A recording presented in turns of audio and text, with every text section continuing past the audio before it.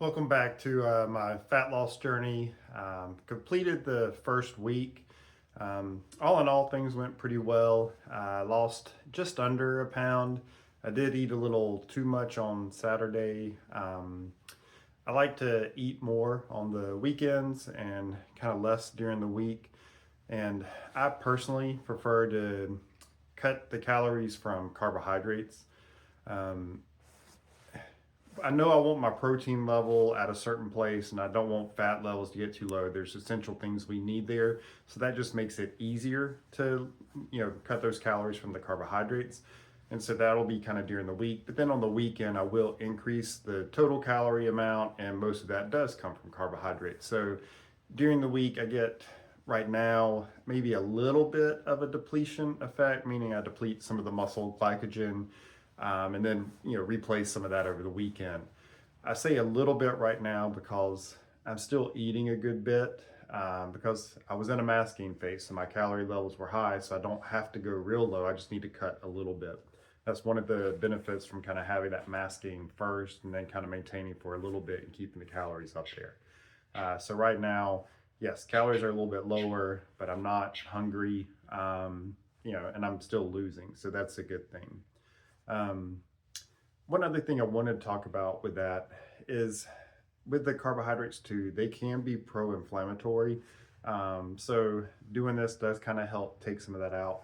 Plus, I think people get confused sometimes. Like if you do lower carbohydrates a lot, you can lose a lot of weight initially. Again, you see, I didn't, well, what happens is you lose a whole lot of water weight when that happens.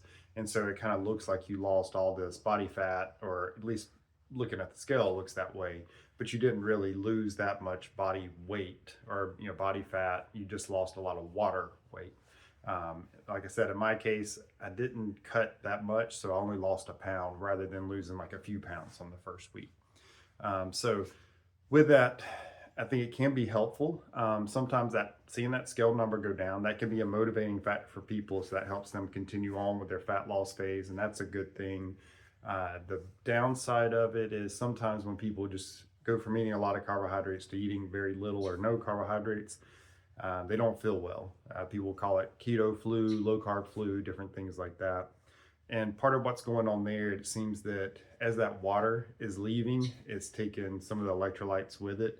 So if you will supplement with some electrolytes, just add some salt. Um, I like the electrolytes. I don't tend to use any of the products that are out there. I just make it myself. So I'll use Redmond's Real Salt and then potassium chloride. So you can either get new salt or you can find things on Amazon. But I'll just add some of that to my water.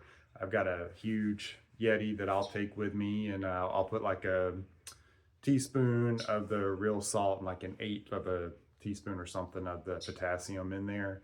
And then I supplement with some magnesium too. So that tends to cover most of the electrolytes that I need. But if you do that, if you do cut carbohydrates, that should help to either minimize that keto low carb flu, or maybe might even prevent it completely. Um, so let's see, like I said, I lost just a little under a pound. And that kind of brings me to the rate of weight loss or fat loss that we want. Again, I don't want to use weight because we don't want to just lose body weight. We really want to try to lose as much body fat as possible and as little body weight as possible, so we want to try to maintain muscle, bone, lose the body fat. So we want to do that as best we can. So the general rules, from research, it's kind of like 0.5% of your body weight up to 2% of your body weight. 2% is pretty hard to do. Definitely it's hard to do for any length of time. So, I'm a little bit over 200 pounds, so that would have meant 4 pounds. That's a little much. I think like definitely, 2 pounds could be doable. But that was even a little bit faster than what I wanted. So I kind of made some adjustments to where I thought I would land between 1 to 2 pounds of fat loss or weight loss each week. It's probably not completely all fat. That's why I say the weight there. But it worked well. Like I said, it's just under a pound. I think if I wouldn't have gone quite so crazy on that Saturday, I would have been fine and been right at a pound or even slightly over. So for me, it looks like it's going to be kind of around that 0.5%. it's enough for me to see some changes on the scale. And then I saw changes on the skin fold caliper readings too.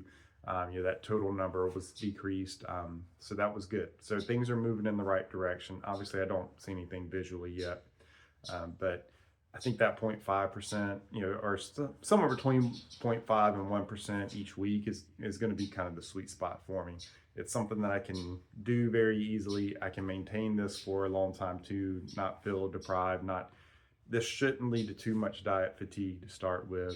And all I mean by diet fatigue is if I was trying to lose like 2%, lose 4 pounds, I would have to cut calories so much that at some point that would kind of be all that I thought about, and it would just be too hard to continue on with that. I'd probably break and go crazy eating everything in sight. So we want to try to avoid that. That still will happen even at those lower levels. It'll just take a lot longer to get there. If I'm only losing like a pound a week, I don't know. It'll be several weeks before I start to get tired of things. But if I was losing 4 pounds a week, it might just be like 2 weeks.